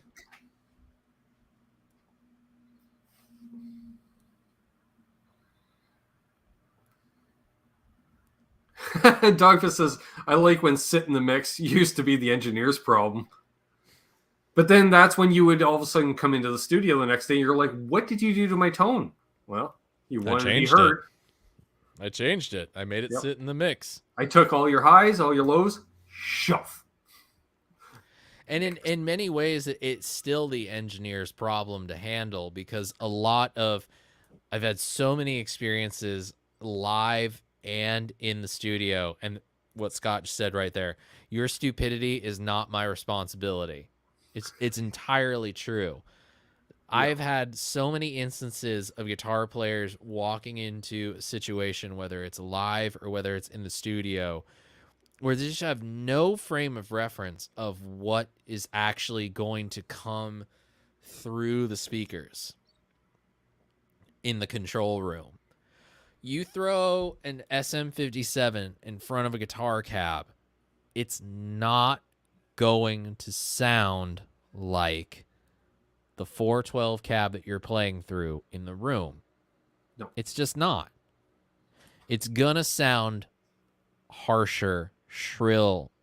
It's going to sound less full. But that is why the SM57 works so well for guitar. It produces all the frequencies that you want for electric guitar in the context of a mix. I won't say accurately, but as good as any microphone has ever done. Yeah. Then you do a little wizardry, chicanery, and make it sound more like what you hear in the room. But right. Well, even it then, takes a lot of work to make it sound like the amp. It's true. Even then, you probably won't want it to sound like what you hear in the room. Full in the interest of transparency and educating folks, when I do demos of pedals, usually what I'll do is I run the rock reverb into the tube amp expander. The tube amp expander goes out to my interface. I do have mics on the cab in the other room, but I'm experimenting with a new setup that you guys might be seeing something about when I decide to come out of my rest period. Hiatus. Yes, hiatus, if you will. Using that California lingo. There you go. But one they're of the not canceled, they're just on a hiatus. There you go. But what I love about the tube amp expander is there's two different prongs that I can take to get the guitar sound out of it that I want. Right. The first thing I do is it has microphone simulation of various different classic microphones that are typically used in recording studios. I've hit on a setting with a Sennheiser MD421 model that I really, really like. Then I couple that with a post-amp EQ, graphic EQ, or maybe this one is a parametric. I'll have to go back into the editor and see what I exactly did. But basically what I do with that is I dial out that low-end information that the guitar usually, the frequencies that the guitar doesn't really sit in, or really, there's no real consequence to getting rid of them. So I'll get rid of lows up till, I mean, I've gone as high as like 100 and not really felt like I was lacking anything in the frequency spectrum. Right. But I'll usually leave it at about 80 to 85. I feel like that's you're just taming the woof off of it. Exactly. It gets rid of the woof, and it gets rid of those frequencies that really don't mean anything. Then with the mid-range in here, I add in somewhere between 3.3 to 3.5K, and I do it on a bell, and I keep the Q not fairly wide, but not to the point where it's like this giant boost from like, 2K up to like 5K. I'm really going for a very specific frequency range that kind of helps the cut and the articulation come through. And then sometimes what the real thing that I hit on is around 250. And the magic frequency for me, at least, is 247 exactly. 247 hertz, just taking a small bell EQ curve and then dipping it down minus 2 dB. That 247 frequency band is this very, very muddy, woolly sounding low mid frequency that when I drop it down even just 2 dB, it kind of like, when I heard it done for myself in the context of a mix, it was like lungs were filled with phlegm and gunk and mucus, and then all of a sudden the mix now had a clear set of lungs. It was incredibly revelatory once I Sure. hit on that frequency. Right. So there is some trickery that I do, but I do it in service of making sure that whenever I do videos, the sound that you end up hearing on the end of the video is as close to what I think you will most likely be EQ'd as on a record or on a live gig. That's basically the approach that I take. Floop-de-doo's just like, who's hungry? I'm like, yeah, I could eat. I could eat. Yeah. I could eat. We'll go for a few more minutes here. We still got 46 people watching, which is quite nice. Nice. And in case we've missed any of your questions, ask again, folks, as we kind of look at looping things up to full circle. Sure. Guitar playing is dangerous, but participate at your own risk. Exactly, Michael Krause. I like that. It's like That man's hungry for new guitar. Yeah, I think he's been Jones for a G&L, but it looks things in the chat. Doesn't have to be a new one, just a new to him one. Nice. Very nice. So say need it like a drug. Well, that's fine. Yeah. At least, and as opposed to an actual drug that once it's gone, it's gone. At least you still have the guitar. True. Unless you're one of those people that just beats the crap out of it and it's firewood in 6 months, which for those of us that don't do that to our guitars, feel free, because that just makes the rest of our guitars worth more. There you go. We need people to consume guitars. Otherwise, they're stagnant in value.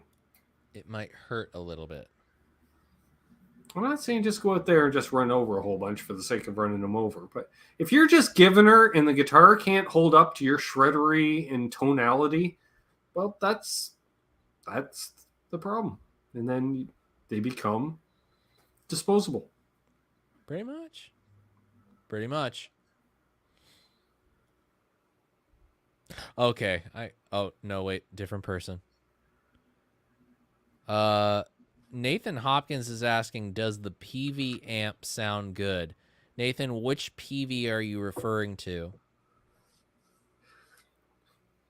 Much like Fender amps, more often than not, they do sound good.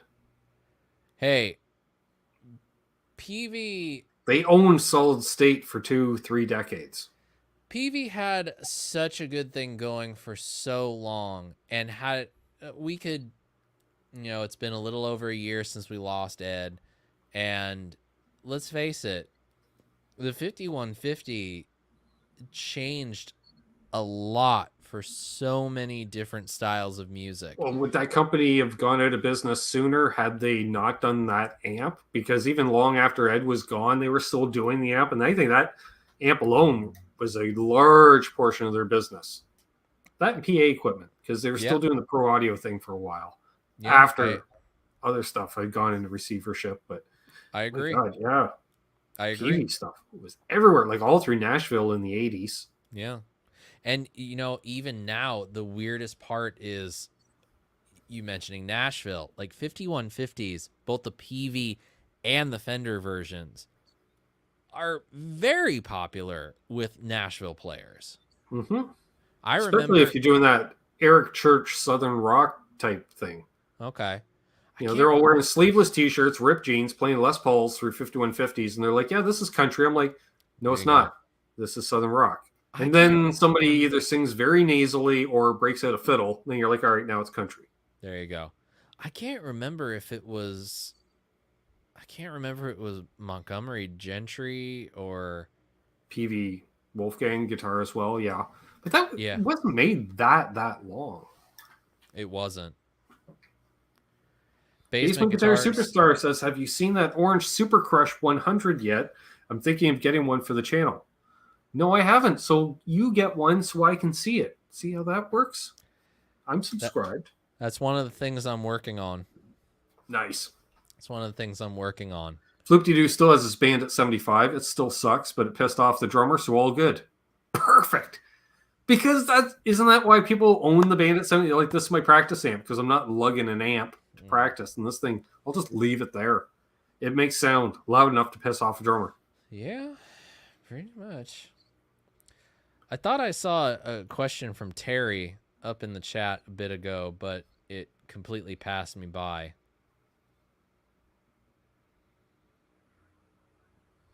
Guitar Man 45 has an original PV 5150 block. He thinks it's a 92.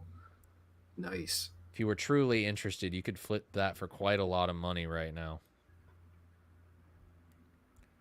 Ah, there's Terry's question. He reposted it.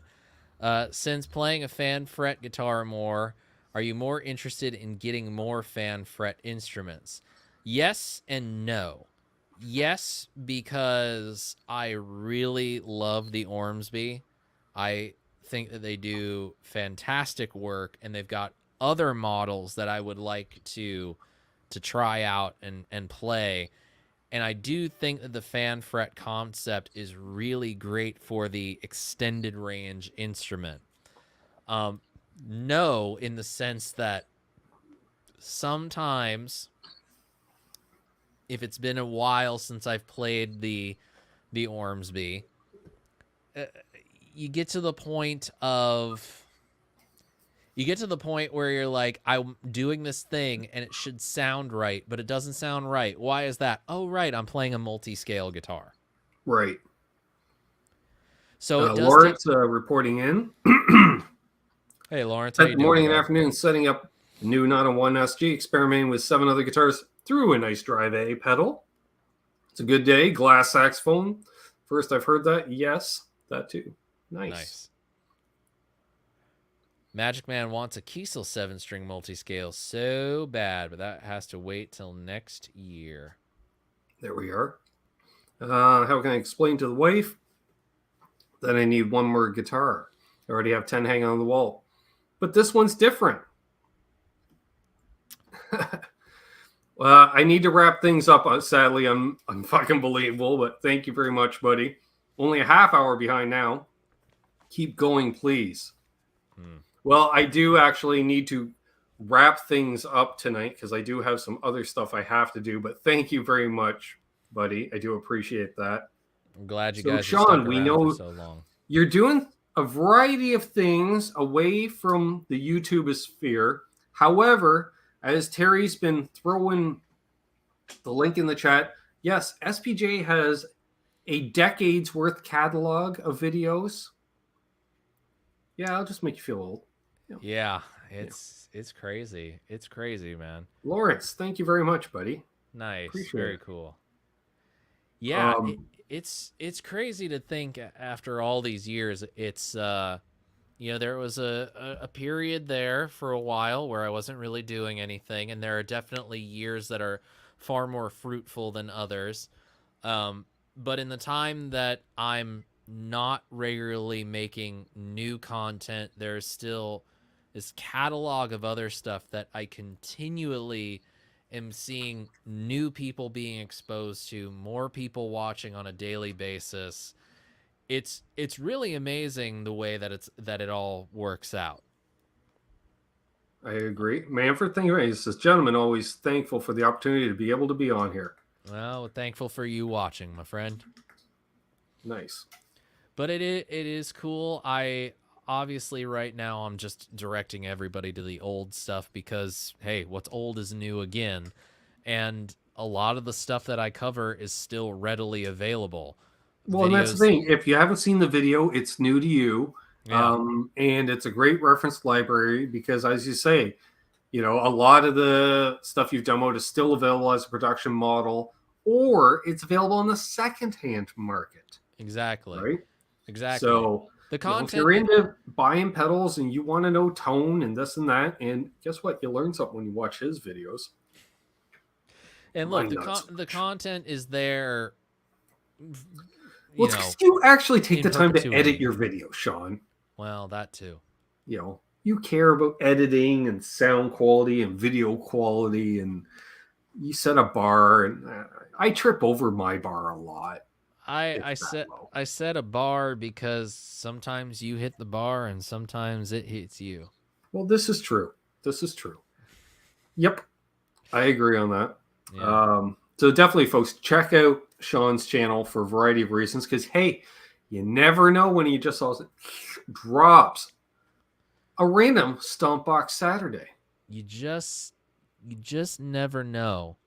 As one of my favorite wrestlers of all time has said, the only thing about Sting that's certain is that nothing is ever certain. And if anything that I've learned in this time that I've been taking away from regular creation of new videos and new content, it's that if there's one thing that's going to be certain about SPJ, other than the fact that I'm going to be honest with you, it's that nothing's ever certain. I will go away for periods. I will come back for periods. I'm working on things and working in realms that sometimes it's weird to think of myself as an influencer. And I hate to think of myself in that way because I never started the channel with the intent of actually being an influencer.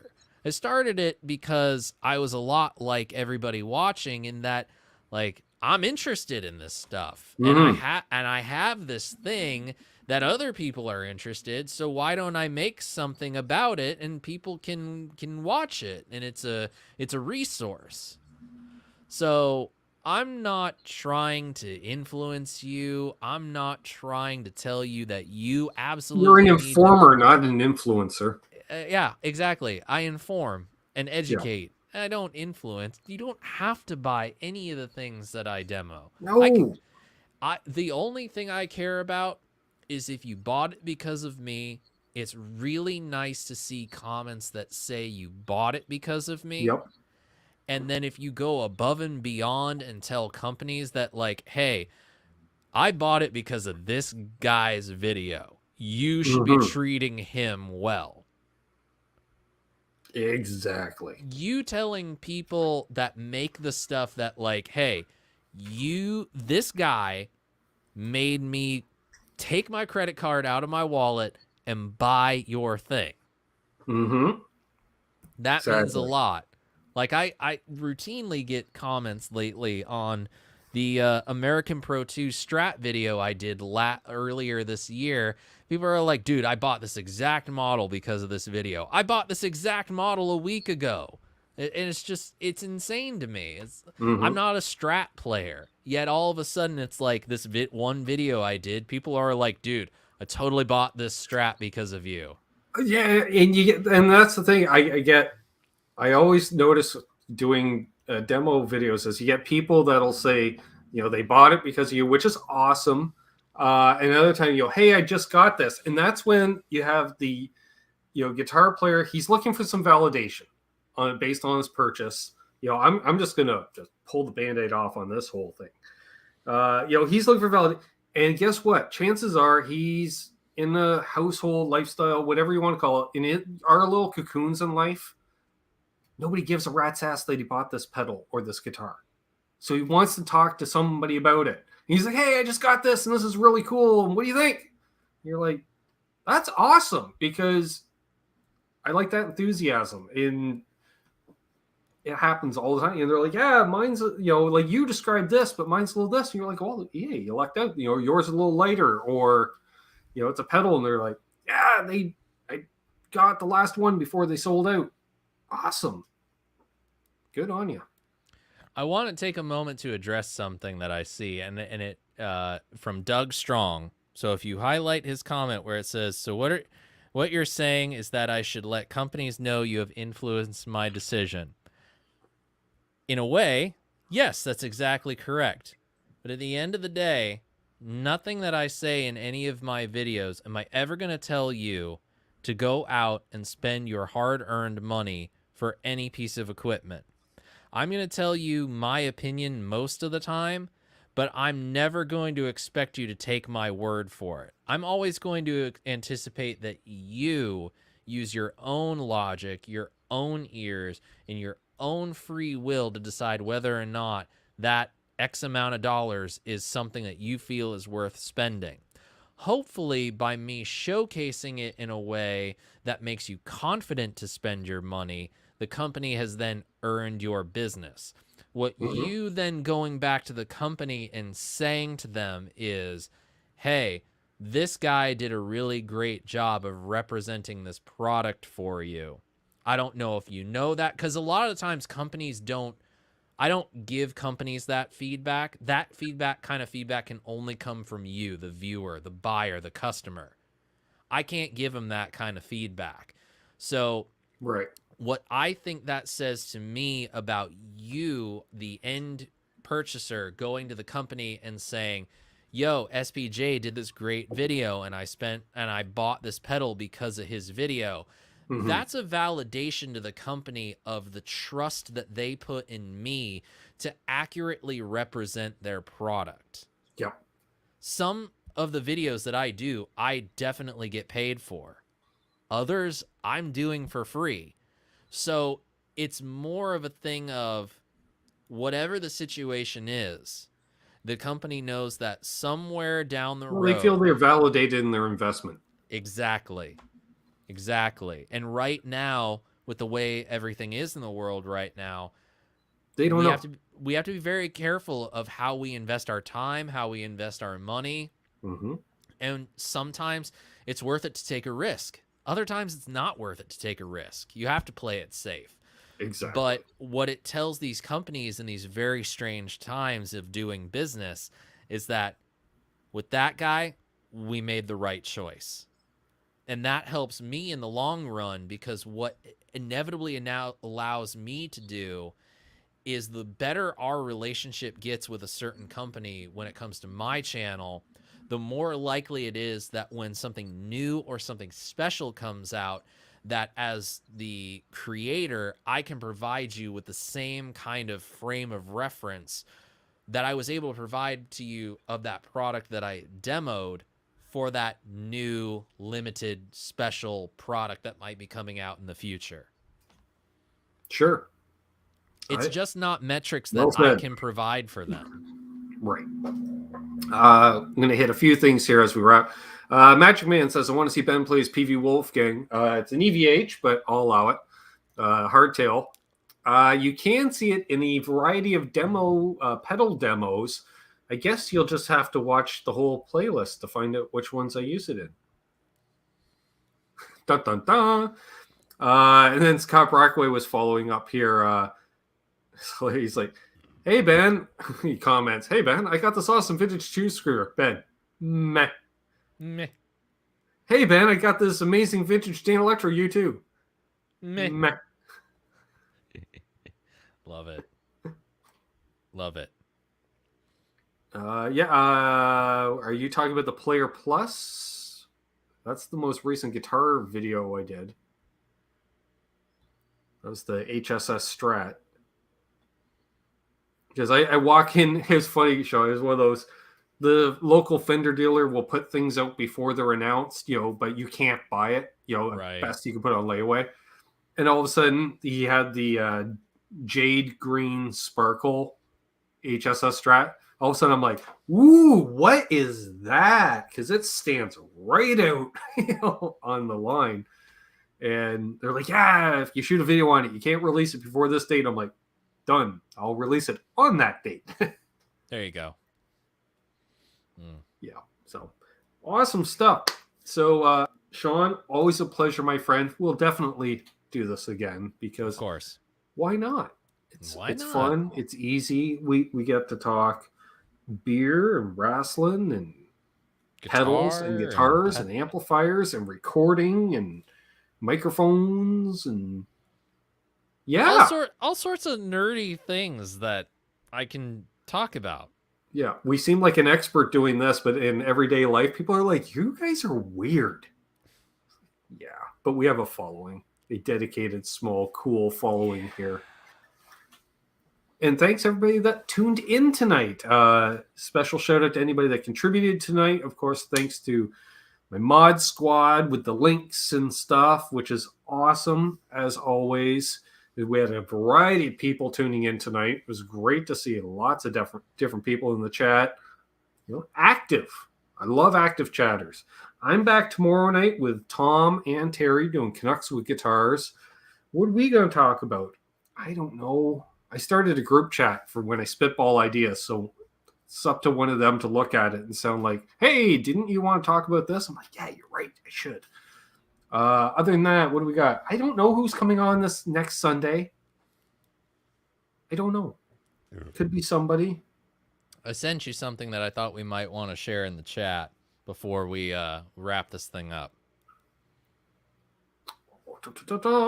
Yes, of course. Well, aren't you also a moderator on this channel, Sean? I am, but I am not currently accessible to a keyboard right now. Oh, all right. Wait, hold on. I know a way I can do that. Open up the YouTubes on your phone. There we go. There we go. Ladies and gentlemen, I know and I'll also put it in the video description for those watching on the replay going, what the hell are they talking about? Right. I know there's some carryover from Ben to my channel, and I greatly appreciate that. I'm going to be sharing something in the chat in just a little bit that is something that I've been working on during this little time away from making videos.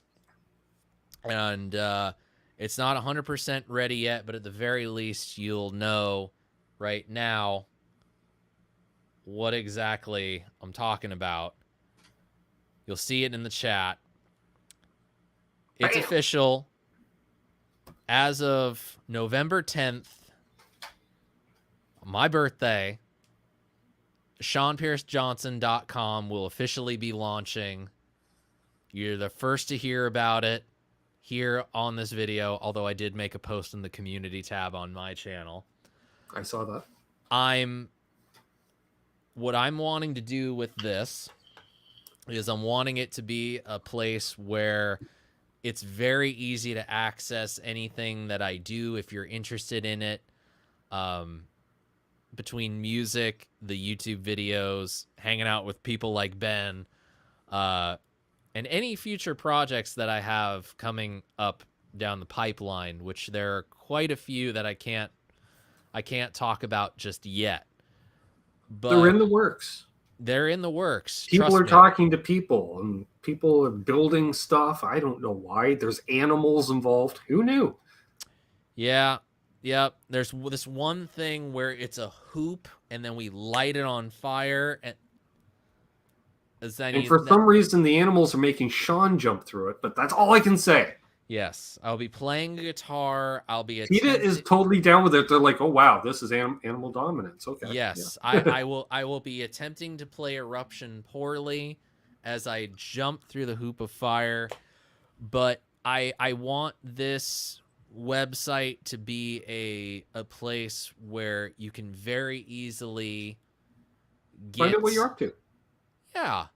Very easily figure out where to go to get what I'm doing, because Ben and I were talking offline before we got rolling that we all saw recently Wampler Pedals Instagram got mysteriously deleted, and we need to start thinking about life after these platforms.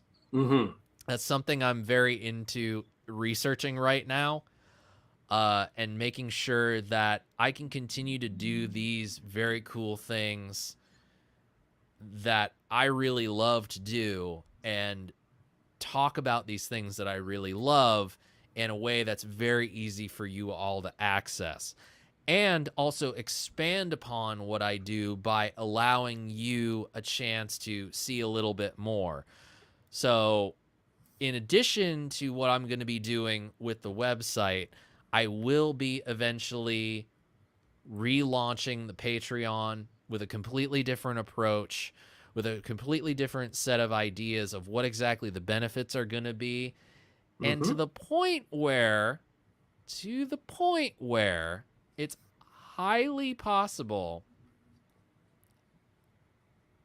that Patreon isn't even going to exist anymore, and you'll be able to directly support me and get exclusive content without Patreon being the middleman. Nice. I dig it. That's why I feel like now I'm here, and I might as well say, like, that's why this break has been a little bit longer than I originally intended it to be. I want when I come back, I don't want to come back and just be doing the same thing. Just treading water. When I come back, it's a paradigm shift, people. I dig it. Awesome. Awesome stuff. So thanks, buddy, for doing this. This is always fun. Yes, it is. Apparently in 2 weeks is Halloween, and I'm not a Halloween person, but apparently I'm hosting a Halloween shindig. Oh, interesting. Yeah, it's going to be a group hang, but I guess if you want to come on, you got to wear a costume. Boo. There we go. I'll probably just show up as a hippie, which is like I dig out a dashiki and a headband. So that's like every day? Yeah, pretty much. Okay. Okay. All right. Yeah. All right. I'll allow it. I'm not a costume guy. No. So your costume it can be phoned in. I don't care. So yeah, we're going to be doing that in a couple of weeks because why not? Apparently it's Halloween, I guess. What else we got going on? Yeah, tomorrow night, Canucks with Guitars. Tuesday night, NAS Canucks, the auto racing podcast with myself and cousin Doug, who's too good to hang out in the chat tonight. Thursday night, Nez Says at all these at 8 p.m. Eastern, 5 p.m. Pacific. Thursday night, Nez Says on the Nez Says channel, featuring myself and Nez Says and Ty Price. Videos this week. Don't know. Got to shoot them. Oh, probably going to do. What was that? Oh, yeah, that delay. Because, we're almost at the 20th. So that'll be out 20th or later. And I don't know. Maybe I'll do another LPD pedal. I'm backed up on the LPD pedals for videos. Give me your territory, Sean. They're starting to get longer because it's not just a dirt box. He's like, here, do this plate delay or plate reverb. Dang it, that's a 15-minute video easy. I don't know what to tell you, man. Yeah, been there, done that. Got the T-shirt. I outgrew the first T-shirt. Yeah, I'm getting there too. Love it. Awesome. Excuse me. So as always, folks, hold those doors open. Let that lady in ahead of you in traffic. Do good things, and good things will happen to you. Why? Doug's wife is real. Yep. So happy tone chasing. Be good to each other. And, of course, as always, Dale at the end. Hashtag Dale at the end. And don't litter. Where's my ending? Don't litter. I'll say that again because I can't find my outro. Don't litter. If you're caught littering, Eddie Van Haskell will throw rotten produce at you that you then have to pick up because we don't litter. Don't litter. Please.